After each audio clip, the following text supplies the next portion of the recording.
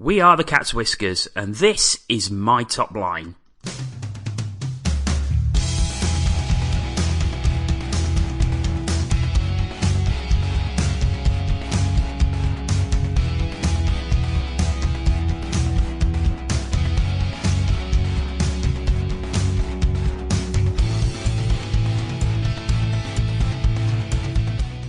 Hello and welcome to another edition of the My Top Line podcast. My name is John O'Bullard and I'm delighted to say we've got another guest who is going to reveal his top line and favourite moments from the Coventry Blaze this time.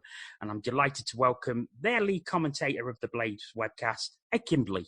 Hey, Jono, how's it going? Thank you for having me on. I really appreciate it. Oh, it's going very well. Thanks for coming on. It's an absolute pleasure to have you. So you support the Coventry Blaze. You're the lead commentator on the Blaze webcast every week. But how long have you been following the Blaze and when was your first game? So I actually remember my first game. We got free tickets through the school, and I think, if memory serves, it was the first year the Skydome opened. And the Blaze played out of it. So we got free tickets through the school, and we were sat in the away block, which was block 2 back then, and the Blaze were playing the Slough Jets. So I would have been 10, maybe 11. And after about 4 or 5 minutes, a fight broke out. And I remember my dad turning to one of the Slough fans sat next to us. He goes, "Oh, does this happen a lot?" And he was like, "Oh, yeah, every game. It's great." I mean, it was the old BNL back then, so it was kind of like the Wild, Wild West. Yeah, it was just amazing because we'd been season ticket holders at the Sky Blues since I can remember, and I never really felt comfortable in that atmosphere. And a little personal story, if you don't mind, was I remember once getting up to go to the toilet as like a 7-year-old, like halfway, maybe 3/4 of the way through a half, and a guy shouting at me like, "Oh, can't you just hold it until the period break?" And I thought that was kind of strange. And then here we are sat surrounded by away fans who are just talking about the game, and I guess realized that we'd never been to a game before and were talking to us about it. The fact that they were so welcoming and not even in their rink, it was amazing, and we became very, very quick converts to the Coventry Blaze, and never really looked back. Of course, you've seen a lot of success over your years supporting the Blaze, but as I mentioned earlier in the show, you are the lead commentator on the Blaze webcast. So how did that come about? Rob Coleman, who's the ops manager for the Blaze, was I can't remember whether he was lead or colour for the first couple of years of it, and then he got the ops manager gig, which meant he couldn't fulfil that anymore because he'd be busy on game night. So I got asked by Paul Wheeler, who was doing the commentary at the time, and we were playing beer league or rec hockey together, however you want to call it. And do you fancy coming and trying out and doing a game? And I said, yeah, sure. And the only experience I'd had at the time was commentating on myself playing EA Sports NHL, and from watching games. So it was a real eye-opener, and yeah, they just never got rid of me.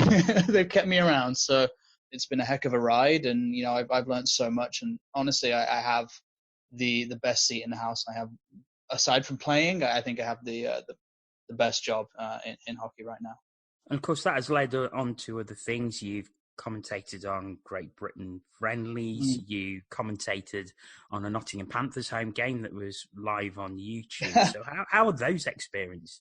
GB's been incredible, and obviously Andy Buxton being the chairman of the Blaze and heavily involved with GB, I guess has got me a little bit of a foot in the door there. But that experience has just been amazing. I'm never going to play professional sports, Jono.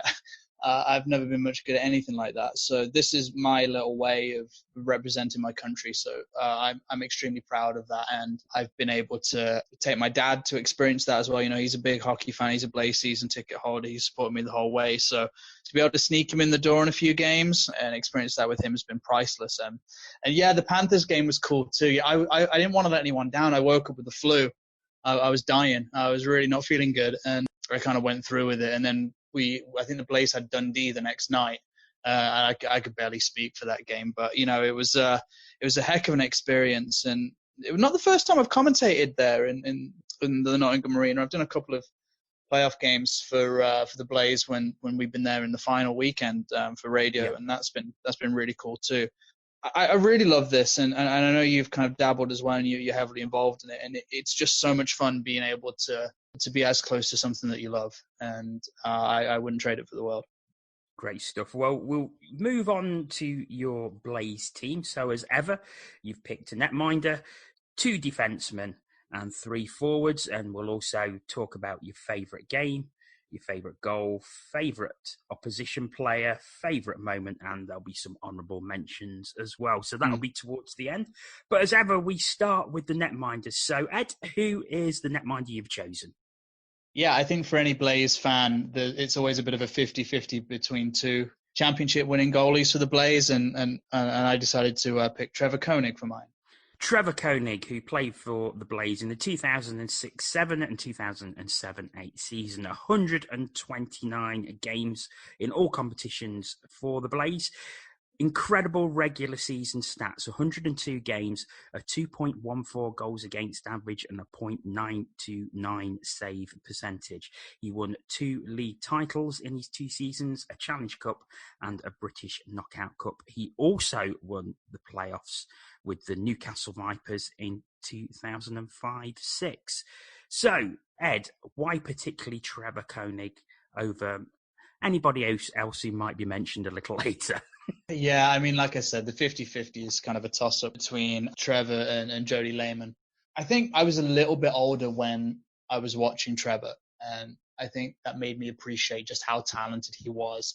He dominated the crease, and watching some of the games back that, the retro games that the organization had been streaming through YouTube over the summer, over the elongated off season because of the COVID situation, you really appreciated how good he was. He was an amazing shot stopper. He dominated the crease. He was able to play the puck, as good as anybody. And you think about it, you look at Trevor and you think he did that, and we were talking about this before we hit record. He did that wearing, leg pads that were pretty old. And I think I think the regulation changed. They reduced the size that you were allowed. So he kind of dug some out the closet. He had a mismatch catcher and blocker. He had a San Diego Gulls paint job from the old WCHL. But he was just incredible. And he would steal you games when you had no right to win games. Not just with the Blaze, but, his time with the Vipers. I mean, that Vipers team was okay. It wasn't poor. But, he led them to a cup. And crazily enough, 6-7 years later, he emerges out of the blue and he keeps net for Dundee as well. And his character as well. He was so good, and he just fit with the brand, and his interaction with the fans was great. It's always going to be a bit of a toss-up because of what Jody was able to achieve and how he grew the brand from the BNL days into the Elite League days. But I think Trevor was an elite netminder. I've often heard it said that the reason you won the league in both the seasons that he was with you was because of him. I know a few Blaze fans do share that sentiment, but is that something that you think as well? Was it mainly down to Trevor Koenig that those Blaze teams won those 2 titles in the seasons he was there? No, he wasn't a one-man band, Johnny. Some of the players some of the rosters that Tomo had put together, those couple of seasons were elite. You're arguing that 06, 07, whichever the Nasruddin and Simonton year was. I get those two mixed up sometimes. Whichever year that was, people compare to the Grand Slam year of 04, 05. Which team was better, and we were talking to Paul Thompson about that on the Blaze podcast not too long ago. He's an elite netminder, but he wasn't the sole reason that the Blaze had that amount of success. But look, as you know, you can have a great team that score a lot of goals, but championship winning teams are built from the net out. You need to have elite net minding. Trev was, in net for the Blaze really early on in the Elite League era. We're talking quite a few years have gone by since then. And in my opinion, and I talk about this a lot away from the mic, I still think the league was trying to figure out where it was at. It was still growing. It was still really young. The Super League had crashed and burned, and the Elite League was trying to be sustainable. And Trevor really turned teams on to, okay, elite net minding is key if we're going to have success going forward. And I guess another reason why I threw him into the mix for that reason. Okay, we will move on to your first defenseman. So, Ed, who is defenseman number 1? It can only be Neil Martin. Of course, Neil Martin, 4 seasons with the Blaze between 2004-05 and 2007-08. 3 league titles, 2 Challenge Cups, 1 British Knockout Cup and 1 playoffs. He also won a playoffs with London Knights in the Super League era as well. 235 games for the Blaze in all competitions, 39 goals and 118 assists for 157 points. Now, I think I probably know why you've chosen Neil Martin. I think why any Blaze fan who saw him play for the Blaze would have chosen him anyway. But do tell us, why did you choose Neil Martin? Yeah.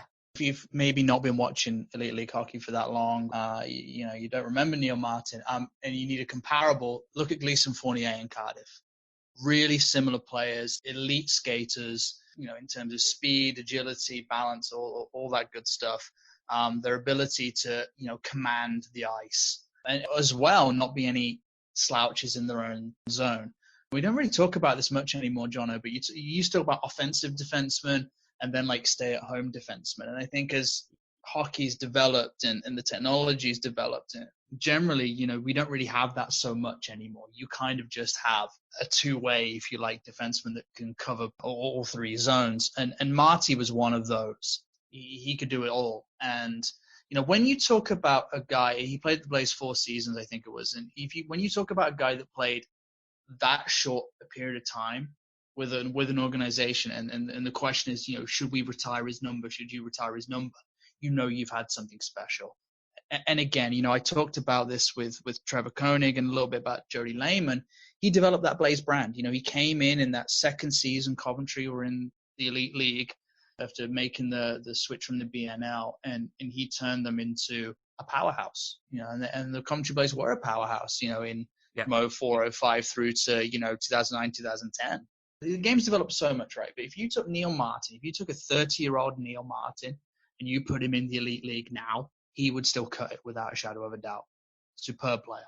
Yeah, I mean, this is a player who played with the London Knights at Super League level. And Super League is regarded as the best level of hockey that's ever been played in this country. So, like you say, a 30-year-old Neil Martin would probably tear up the Elite League even now, even with the standard that has improved over the seasons. But what was it about him particularly that made him special? A lot of it was his charisma. And I think as well, obviously he wore letters with the Blaze. He was an assistant captain. He commanded the room. He was great with the fans. I mean, the story goes that Neil played 1 game in the American League. If I remember right, it was Portland. And he had 2 assists in that 1 game. And that was it. Never played in the American League again. Neil was just 10 years too soon.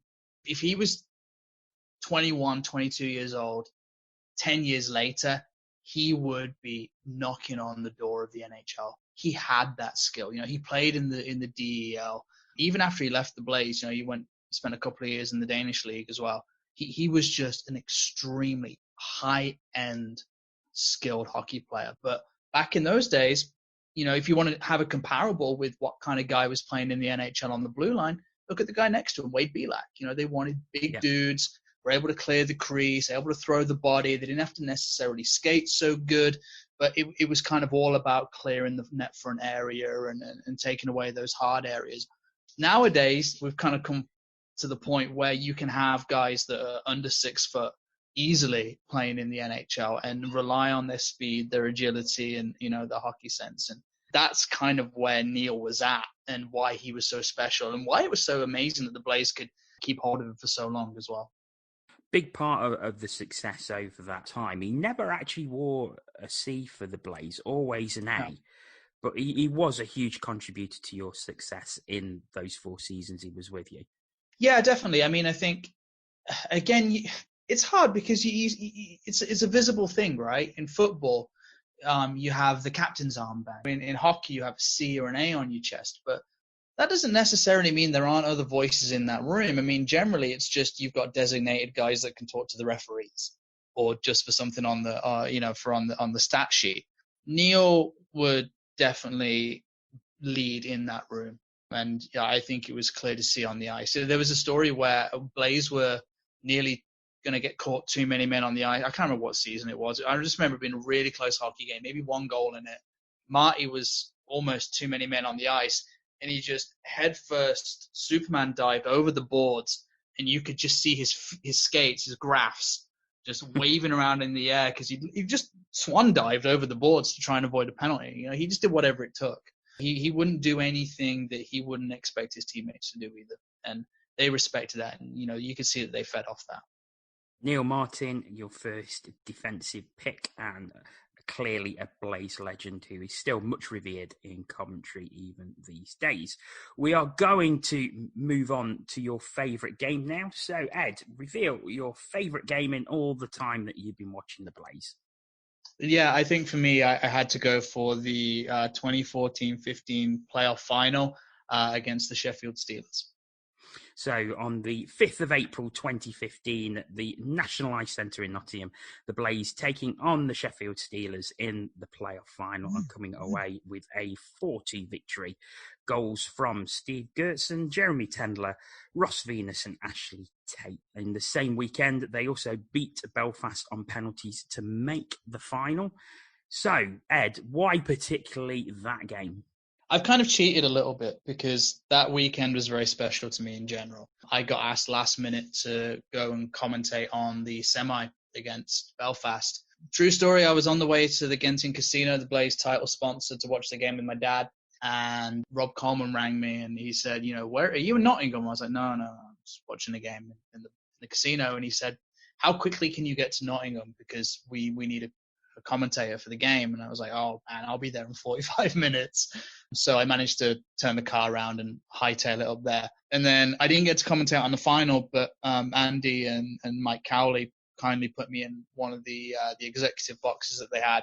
It was pretty incredible. You know, we were surrounded by the families of the players, Andy and Mike.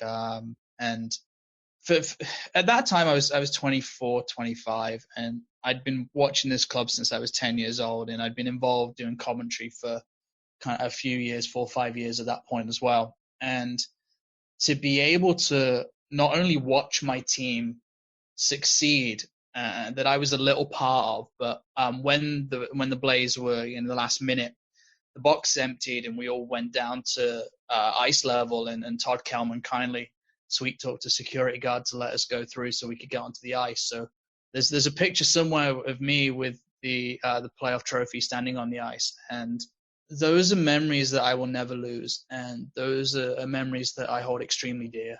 Like I said earlier, I will never play professional sports.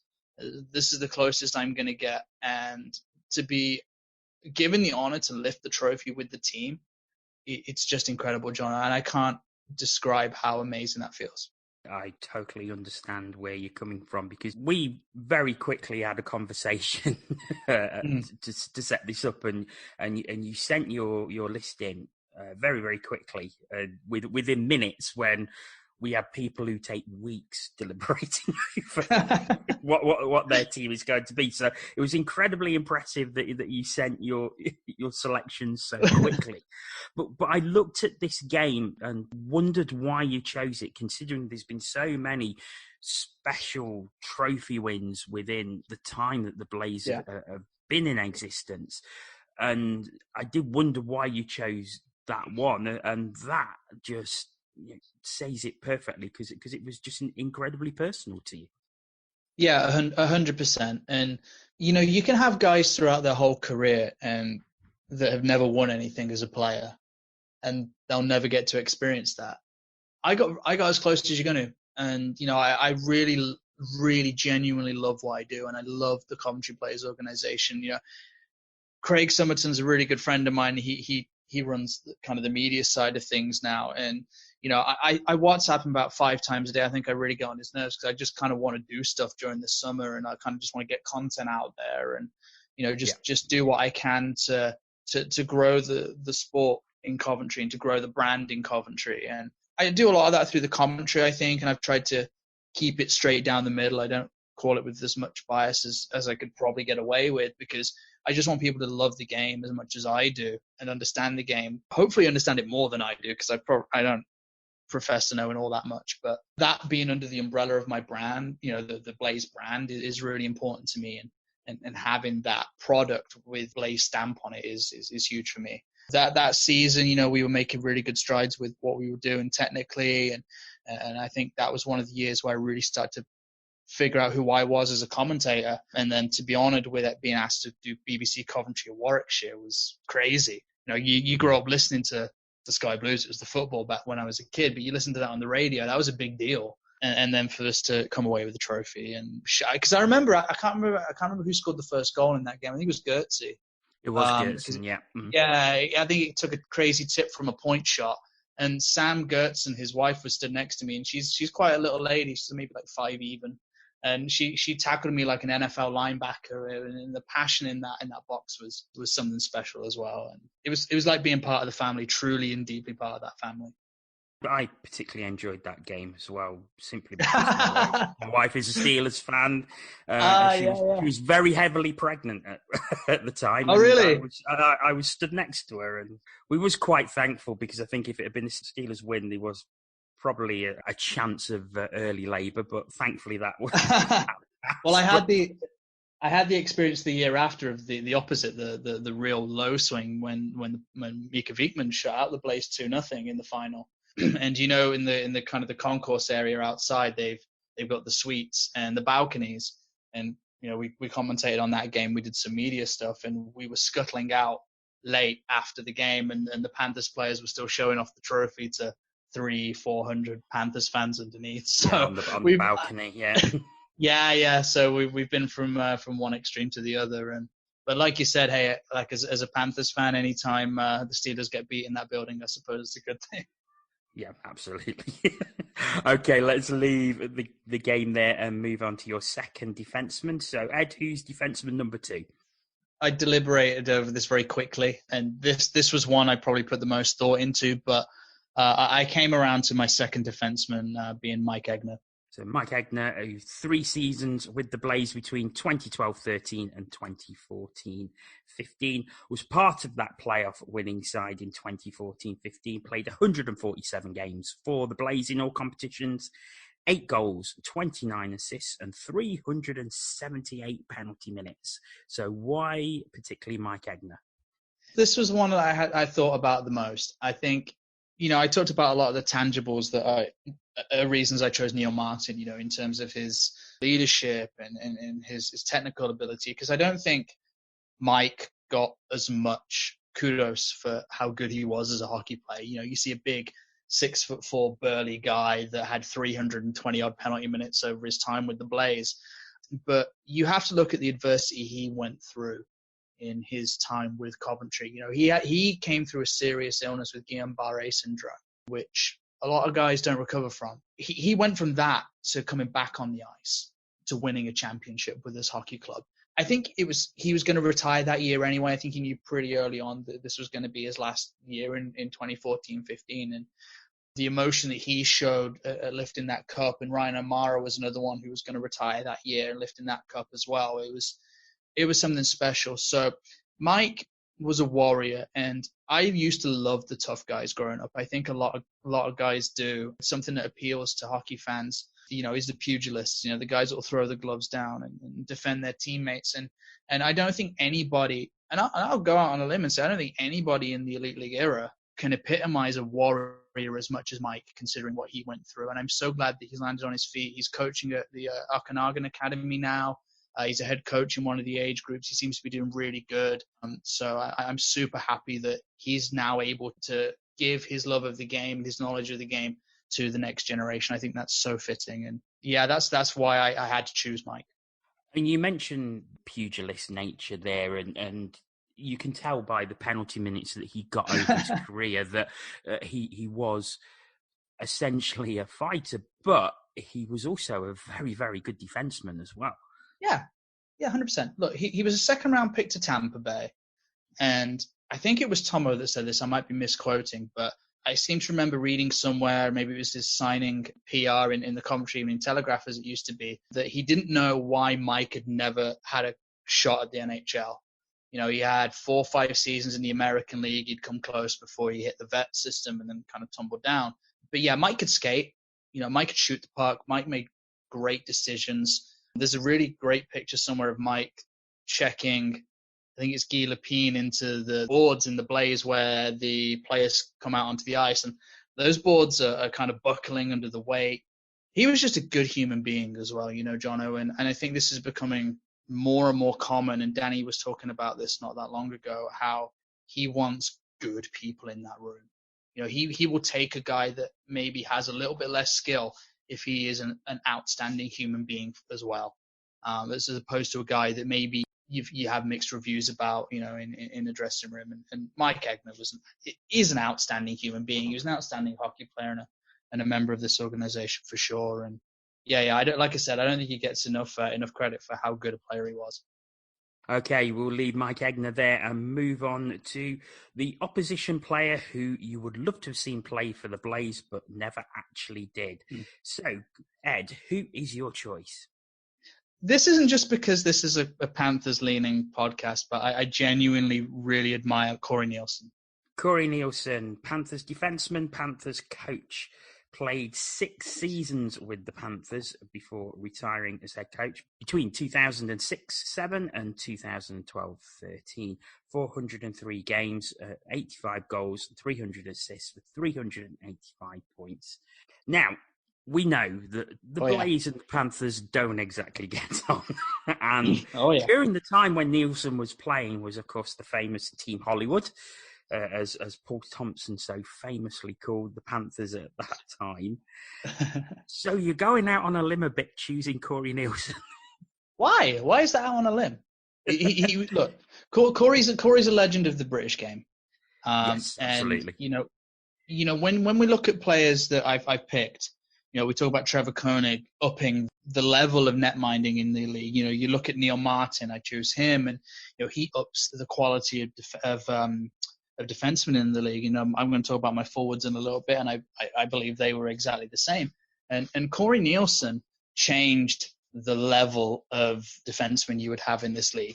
And he had all the attributes to be a successful NHLer nowadays, right? Because he was a big guy. He could skate really well. He had a great head for the game. It was just crazy because he would make or break games. He could run the best power play in the league, and he would score on it. He would make the players around him better.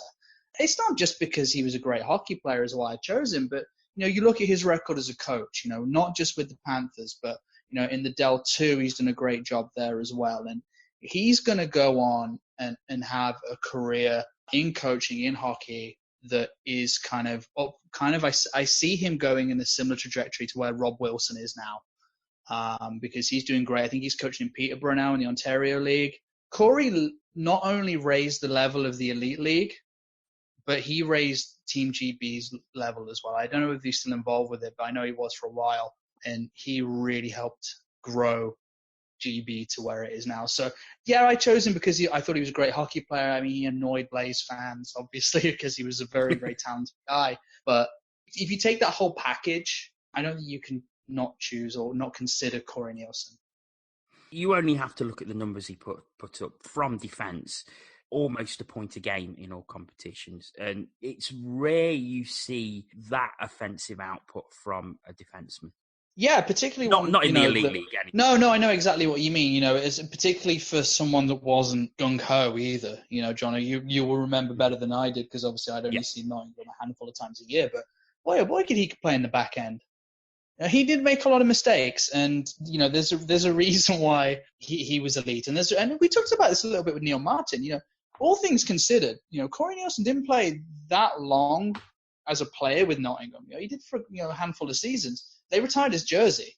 You think about jersey retirements, and we're talking about the Coventry Blaze. You're talking about guys like Russ Cowley, for instance, who was with the organization for 13 seasons, I want to say off the top of my head, or Steve Chartrand, who grew it when they were in Solihull. But, you talk about Corey Nielsen, who was there for a handful of seasons, and 77 slapped up at the back of the arena, and it's rightly there too.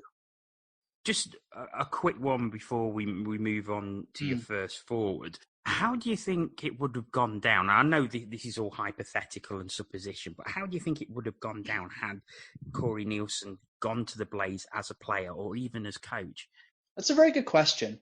I think the Panthers fans would have probably been in uproar, But I think Oh, definitely. But yeah, it goes without saying. But I think that the Blaze fans would just have completely bought in 100%. When you take an elite player from another organization, you get a very small minority that go, oh, but he's a Panther, or oh, he's a Steeler, or oh, he's a Cardiff Devil. If they're an elite hockey player at the level that Corey Nielsen was in the Elite League, who cares? That guy's going to win you cups. That guy's going to win you games. That guy's going to put bums on seats and be entertainment. I think any of that reservation from, the Blaze side of things would dissipate very, very quickly. Would it have intensified the rivalry? Yeah, probably. But, then you have to think about what Nottingham would have done to fill the Corey Nielsen-sized hole that he would have left. It's all ifs, buts, and maybes, right? I mean, there was a rumor that Ryan Finnerty was very nearly a Coventry Blaze player before, I can't remember where he went, maybe Sheffield instead. I think he became coach of Sheffield, yeah. Yeah, that was it, yeah. So you've got that if, buts, and maybes for quite a few players. I mean, Danny Stewart was talking about Coventry nearly had Blair Riley, and we're talking about modern hockey when Danny was coaching. So, you have that a lot. It's nice to speculate, but it's hard, I would think this as well, John. I was 16, 17, 18 when Corey Nielsen was playing in the Elite League as well. So the game was totally different. How fans digest the game was totally different. We didn't have Twitter. We didn't have Facebook. You just had a couple of the forums going on where you kind of got all your rumors and your news. But yeah, it's very different. Very, very different era, the two. Okay, let's move on to your first forward. So who is forward number one? Again, Neil Martin was a shoo-in for one of the defensive slots, and my forward one was probably going to be a shoo-in for any Blaze fan, and it's Dan Carlson. Dan Carlson, 6 seasons with the Blaze in 2004-05, then a season away, and then he played 5 consecutive seasons between 2006-07 and 2010-11. 394 games in all competitions, 162 goals, 355 assists for 517 points. He won 4 Elite League titles, 2 Challenge Cups, 1 playoff, and 1 British Knockout Cup with the Blaze. Those are huge figures, and that's a big trophy haul. So is that the reason, or is there more to it? Yeah, again, I think I've covered a few of the points off already. I don't want to beat the drum and be too repetitive. Dan grew the brand in Coventry. He came in 04-05 after lighting up the East Coast. I think he was 70, 80 points a season in the East Coast with a couple of looks in the American League. He'd had a standout NCAA career as well at Notre Dame, if I remember right. He just bought in and he just got it. Him and Adam Calder, the famous AC/DC partnership, were untouchable for 5-6 years. Dan was a hockey engine. He skated brilliantly.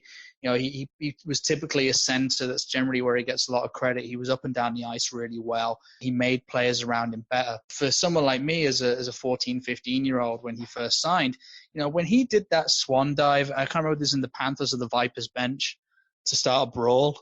He's maybe 5'10". In a year where, or in a league where there are a lot of big tough dudes.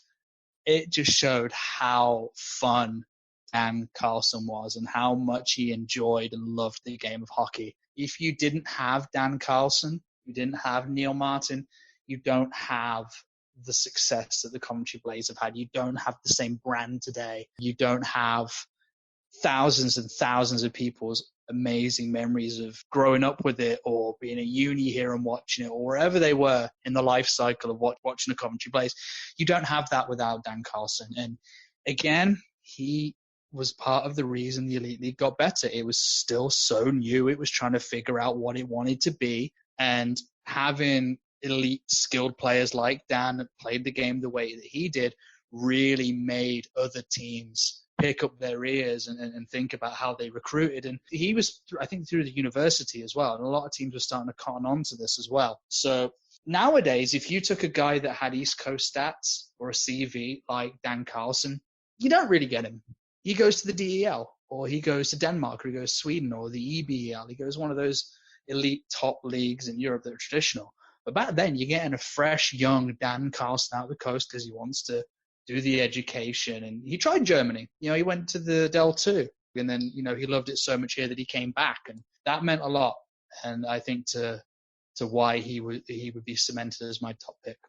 It's an interesting route that he took because he came out of the East Coast and the AHL played in Coventry in that Grand Slam season of 4-5. Then he goes to Munich in DEL2 and then comes back. So it's quite unusual in a way that a player comes in, wins all that silverware, goes to presumably a better job on the continent, and then comes back again and stays for 5 seasons. Yeah, exactly. And I think that says a lot about the culture the Blaze were building back then. Look, if you have success in sport, that is the highest feeling that you can get. That is an adrenaline dump like anything. And if you have that love in the room with the guys and you're really enjoying what you do, look, Jono, we're not talking about life-changing money here, right? We're not talking about 7-figure NHL contracts. You're only going to get to do it for so long before the real world catches up with you. Even though Germany would have been a couple £100 a week more, is that worth it in the long run to have, a stable team, be part of a culture, be able to grow something like that? I don't think so. It's easy to say, but if I was in that position, not as if I was Dan Carlson, if I was, playing minor pro hockey in Europe, and I had that feeling, if I caught on with a team in the league that were extremely successful, and I'd be tempted to stick that culture out and stay. Because, you're only going to get to play hockey for so long. And like we said earlier, you get guys that will never taste success. So you might as well ride that wave and have fun with it. So we'll leave Dan Carlson there. And we're going to move on to your second forward now. So who is forward number 2? No surprise, Adam Calder. So Adam Calder, part of the famous AC/DC partnership with Dan Carlson. He played for Blaze for 6 seasons between 2004-05 and 2009-10, 354 games for 229 goals, 257 assists for 486 points. He won 4 Elite League titles, 2 Challenge Cups, 1 playoff and 1 British Knockout Cup, and his number 25 shirt was retired by the Blaze in December 2015. Tragically, Calder died from cancer in July of 2018. So why did you particularly pick Adam Calder? Was it to join up the twosome? Yeah, you can't not. I don't think you can. The question to Blaze fans, I think, would be, and I kind of thought about asking a similar thing to Paul Thompson and Danny Stewart and Chuck Weber, was who would your teams be without Adam Calder and Dan Carlson? But, Cald's, he's the yin to Dan Carlson's yang. He was the clutch guy. He had the ability to just find space. He had a lethal shot. The things that maybe Adam, if you look at attributes, lacked, you made up for an abundance in his attitude. You talked about his trophy haul when he was at Coventry. He won in the NCAA with North Dakota.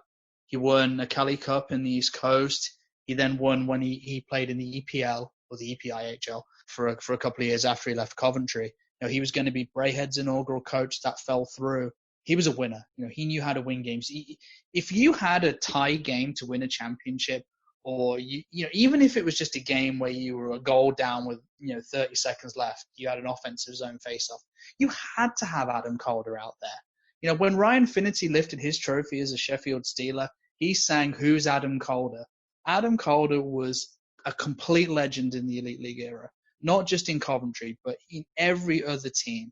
Everyone wanted to find an Adam Calder, and some teams have got pretty close. But I don't think anyone's ever had an Adam Calder 2.0, and I don't think we'll necessarily see an Adam Calder 2.0. It's often he's mentioned in the same breath as Dan Carlson. Dan Carlson was your first pick. But really, how dynamic were they as a duo? Yeah, they were unplayable. When teams were well coached and when teams were prepared to play against the Coventry Blaze, because the prep nowadays, John, is completely different to what it was back then. And Tomo was one of the more coaches that was dedicated more to prep. You could try and put a trap on Adam and Dan. You could try and play them out of the game. But some elite players that, are going to score you 30, 40 goals a year might drift in and out of games a little bit. Maybe it's not my night. They're covering me, whatever. Adam and Dan would just keep beavering away. They would just keep chipping away. They would throw pucks in and go get them. They would throw checks. They would forecheck. They did everything. If you wanted them to PK, they PK. They had fights as Coventry Blaze players. You think about Joey Martin having a fight nowadays for Cardiff. You think, why is Joey Martin fighting? It was kind of like that for Adam and Dan in an era where people would, fight pretty routinely. Those guys were just a lethal combination, and you don't know what you get in terms of recruitment until it walks through the door. I know it's a cliche, but I think it's very true.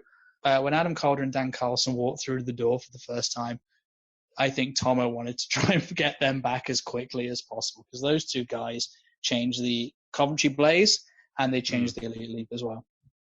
As I mentioned at the start, he tragically died from cancer in 2018. And that was something that was not just felt in Coventry, it was felt throughout the Elite League and the fans and the clubs of the Elite League. Yeah, 100%. And I kind of helped out Dave Adey a few times, and he coaches the Coventry Phoenix women's team, and just to try and improve my skills, and help out. I jumped on a few times, and Adam did too. But Adam was a quiet guy. If you knew Adam, he didn't really say much. But just to be able to sit in a room in a dressing room late at night, kind of sweaty, and just listening to Adam shoot it was incredible. He was just I didn't know him well at all. I'm a professor, and I did. But he was just a really, really nice guy. Really nice guy, and he would try and help you where he could. And Coventry have had it a little unlucky with players that have passed away. I remember when Bilak passed, and Jeremy Domish recently passed away as well. And those are three, in their own different ways, big characters, and three really big parts of Blaze history, for sure. And that I think there is still some raw wounds there, and I think there's still some sadness. And I'm really glad that the Blaze were able to retire his number. I'm glad he was able to see it. I know he's a kind of a shy, retiring guy. He didn't really want the attention. I think he said he wanted it just to kind of slip by. Having your jersey retired, as you know, Jono, is the ultimate honour an organisation can bestow on a hockey player, and it couldn't have been any more fitting than to Carl's and also obviously to Dan as well, being 50% of that partnership. Absolutely. Okay, we will move on to your favourite goal now, and it relates a bit to the earlier in the show. So what is your favourite goal? Yeah, my favourite goal is Ross Venus's breakaway goal to seal the Coventry Blaze playoff championship in 2014-15. So the 2015 playoff final, the third and game-winning goal at 29:17 of the game. Ross Venus breaks away, deeks the netminder, finds the net, and Blaze were 3-0 ahead. They would go on to win that game 4-2. So why particularly that goal? That was the goal that sealed the deal. And I talked about being part of, that weekend and how special that was to me. That was the point where it was real. It was like, oh my God, the Blaze aren't going to, I don't think we're going to get caught here. Now, we knew we were good. The team had got hot from signing Jim Jorgensen at the beginning of February, end of January, around there. Went on a great home winning streak, carried that momentum into the playoffs. Chuck is a great coach. I have a lot of respect for Chuck Weber and what he did with the organization. And that was the moment you realized it was all at fruition. And the Blaze are about to win their first cup outside of the Paul Thompson era. And that was pretty special. And pretty special for Ross as well, because, he had his testimonial year this year. This was 5 years ago now. It's crazy to think how that time's flown by. But, he was a junior at Coventry. He was a kid. I remember him baby face in a full face cage, getting his first couple of games with the team. So, for that goal to be scored by him, again, we talked about Carl's being kind of shy and retiring and not really enjoying the limelight as much. Ross is kind of similar in my experience. To have him score a goal like that is pretty special, and I'm really happy that he had that opportunity and that he was able to take it. But the thing is, he took it so well. Well. Yeah, 100%. That was a veteran move. And if you think about his teammate that year who scored a big goal in that game as well that often gets overlooked, he was learning from Ashley Tate. Ashley Tate's product of the Panthers. He had as much hair on his head as he does now back then, but he was he cut his teeth with Nottingham, and he scored some huge goals for the Blaze, in cup finals and to seal games. And to have that kind of handover around that time, the changing of the guard almost, that was pretty cool as well. Look, I mean, I don't know who's put it up, and I don't know who's got credit for this, but there's a banner with Aaron Murphy's commentary of that goal behind one of the blocks in the Skydome, and I think that's very, very fitting. Okay, let's move on to your final forward then to complete your team. So, Ed, who is forward number 3? I ummed and ahed about this a little bit as well because the Blaze have had a lot of really talented forwards, like you said, but I settled on Sylvain Cloutier. Sylvain Cloutier, 2 seasons at the Blaze in 2006-7 and 2007-8.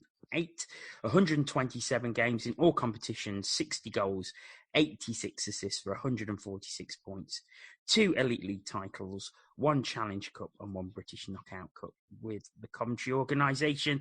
And of course, he went on to coach the Hull Stingrays. So why particularly Sylvain Cloutier?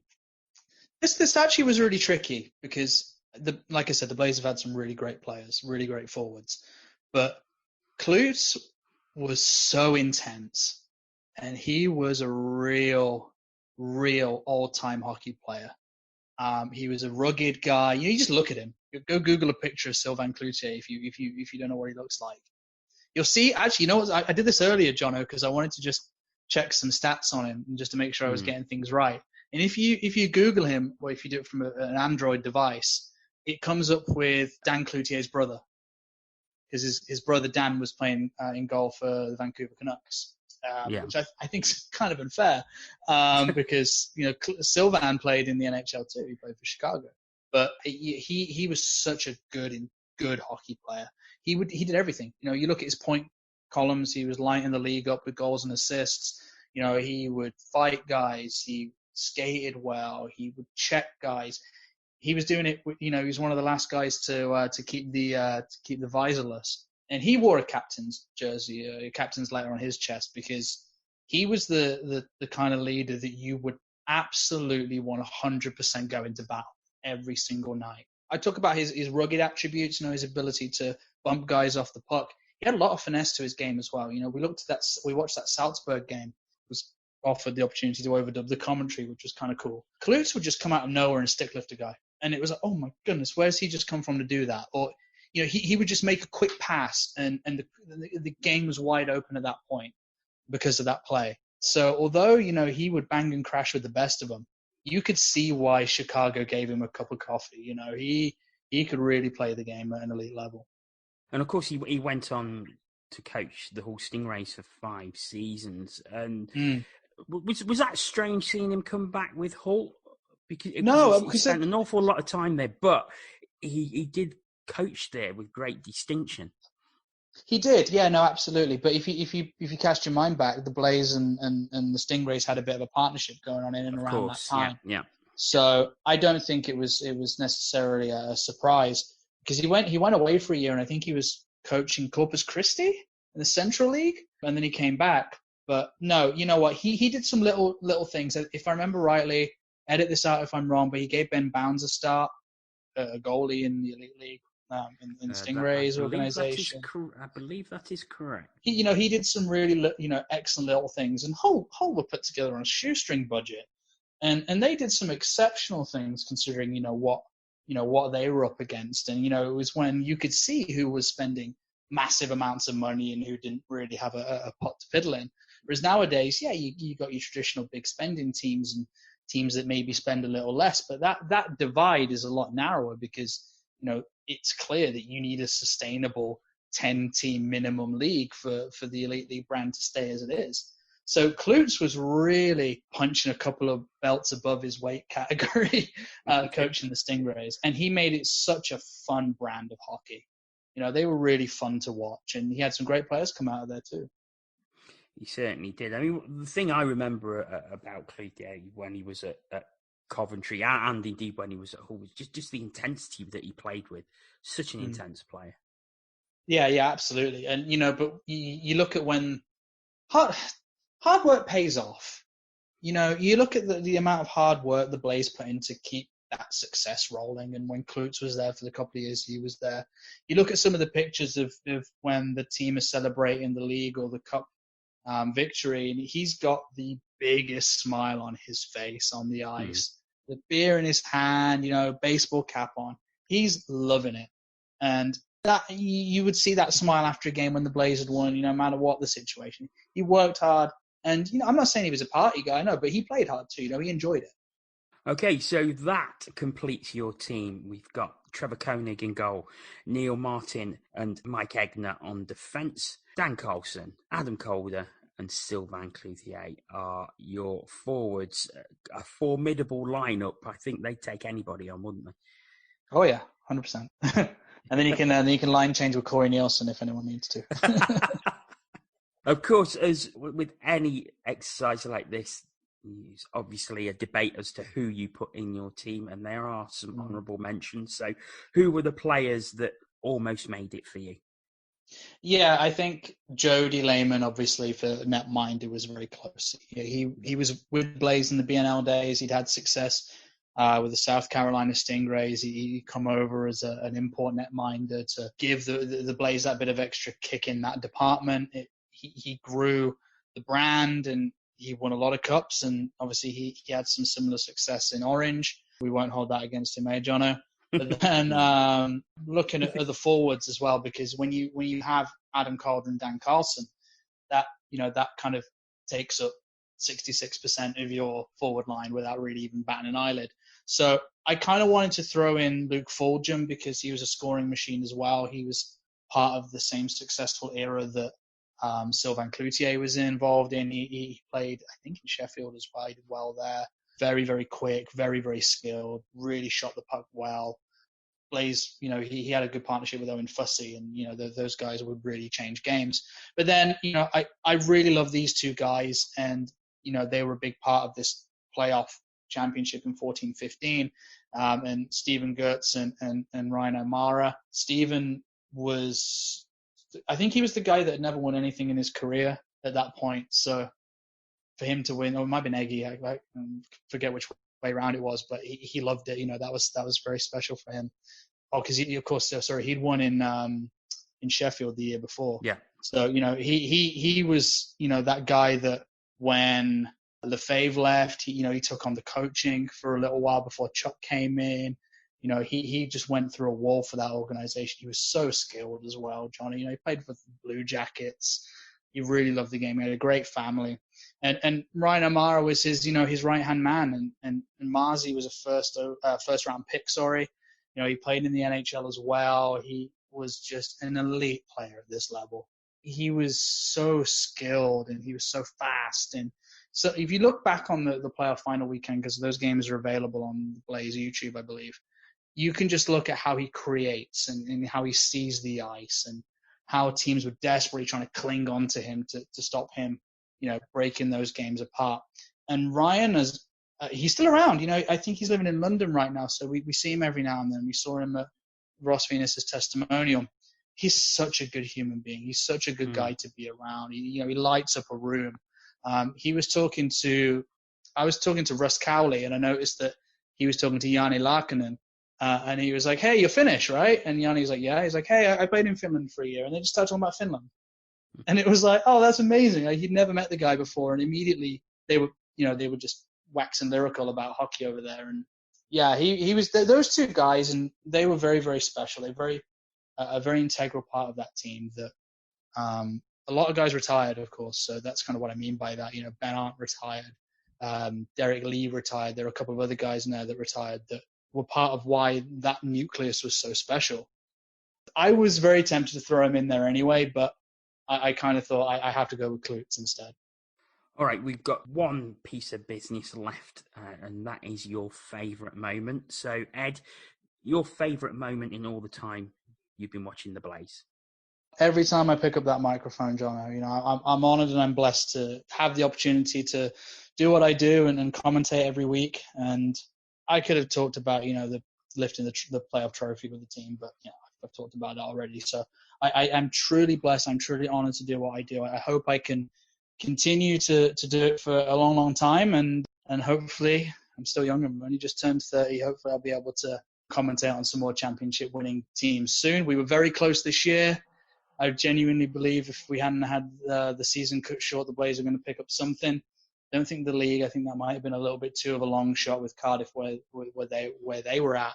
But, that playoff trophy was looking mighty inviting. And who knows when this will get itself resolved, but, hopefully the Blaze can pick up where they left off. And hopefully if they haven't told me to go away by then, I'll still be behind the mic for it. Yeah, I can totally empathise with that as someone who does commentate on the odd game. I've never really commentated on the Panthers, but I have commentated at the NIC, and I remember just having to catch myself a few times as I was thinking, here I am in my home arena commentating on a game. It is incredibly special. It is, yeah. I mean, I think you do a great job. You know, I've heard you commentate on some highlights, and I think you do a great job. So I'd love to hear you get a regular commentating gig somewhere in hockey that I can pick up somewhere. I'm not just blowing smoke. I genuinely mean that. I've been doing this for a little while now, so for me, I get it because I've been there. But for me now, it's those little moments where something really special happens. So Luke Ferrara's goal right at the end of the game against Dundee, last game of the season before it got cut short. 7 seconds left.